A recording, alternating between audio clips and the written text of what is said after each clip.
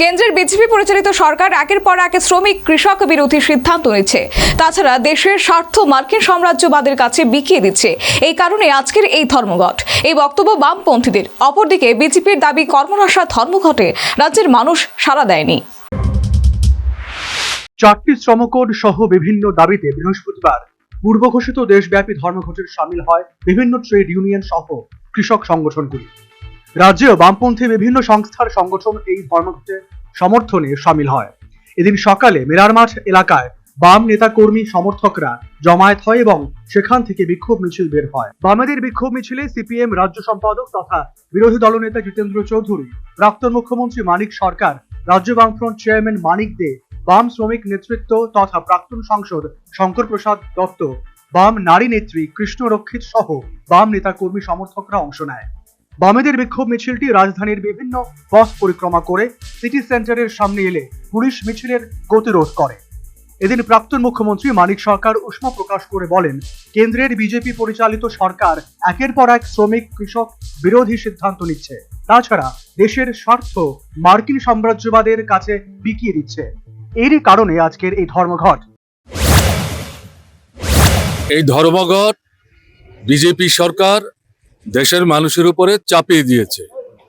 তাদের শ্রমিক স্বার্থ বিরোধী, মালিকদের স্বার্থে রক্ষার প্রশ্নে, লুটের যে সুযোগ তাদেরকে বাড়িয়ে দেওয়ার প্রশ্নে যে শ্রমকোড তারা তৈরি করেছে তার বিরুদ্ধে এই ধর্মঘট।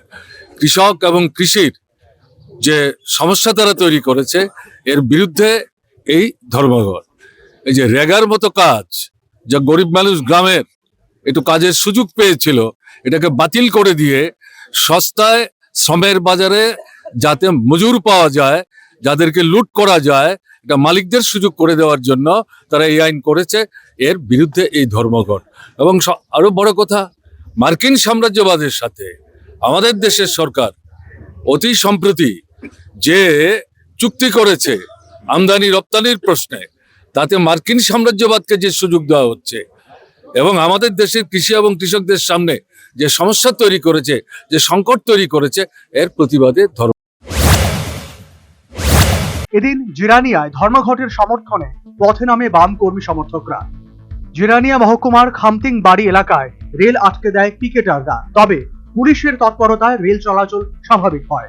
তাছাড়া রাজ্যের একাধিক মহকুমা শহরে বামপন্থীরা ধর্মঘটের সমর্থনে বিক্ষোভ মিছিল সংগঠিত করে।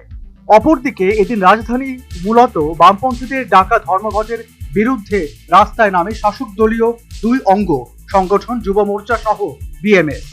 এবং বিজেপির দাবি কর্মনাশা ধর্মঘটে রাজ্যের মানুষ সাড়া দেয়নি। শুনুন বিজেপি টাউন বর্দোয়ালি মণ্ডলের সভাপতি শ্যামল কুমার দেবের বক্তব্য। ঠিক আছে, গণতান্ত্রিক উপায়ে যদি কেউ মনে করে মিছিল করবে তা তো করতেই পারে, কিন্তু সাধারণ পাবলিক যাতে কোনো রকম হ্যাম্পার না হয় এই জিনিসটা দেখার জন্য আমরা এখানে এসেছি। সিপিএম যে বন্ধ রেখেছে তার প্রভাব কি পড়েছে? কোনোদিকে আপনারা সকলেই দেখতে পাচ্ছেন যে নাগারজোলা থেকে আরম্ভ করে সবকিছুই সকাল থেকেই সবকিছু ঠিকঠাক আছে, আমরা চারিদিকে দেখতে পেলাম। সেই জায়গাতে এখন কর্মনাশা সেই বন্ধকে কেউই সাপোর্ট করে না, সেই কারণে বন্ধ পুরোপুরি একদম অসফল।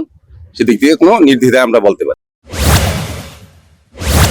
রাজনৈতিক বিশেষজ্ঞ মহলের অভিমত, বৃহস্পতিবার ধর্মঘটের সকালে রাজ্যের একাংশে ধর্মঘটের মিশ্র প্রভাব পরিলক্ষিত হয়, তবে বেলা বাড়ার সাথে সাথেই সারা রাজ্য স্বাভাবিক ছন্দ ফিরে পায়। মোটের ওপর বৃহস্পতিবারের ধর্মঘট উপলক্ষে রাজ্যের পরিস্থিতি ছিল আর 5টা দিনের মতোই স্বাভাবিক।